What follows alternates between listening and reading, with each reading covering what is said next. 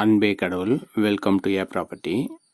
தாம்பரம் ஈஸ்டில் பாரத் யூனிவர்சிட்டிக்கு பக்கமாகவே 3 பெட்ரூம் கொண்ட அப்பார்ட்மெண்ட்டு ரெடி டு ஆக்குபையில் ரெடியாக இருக்குது. ஈஸ்ட்டு அண்டு நார்த் ஃபேஸிங்கில் அவைலபிளாக இருக்குது. மொத்தம் 6 யூனிட்டு, 2 யூனிட்டு சோல்ட் ஆகிருக்கு.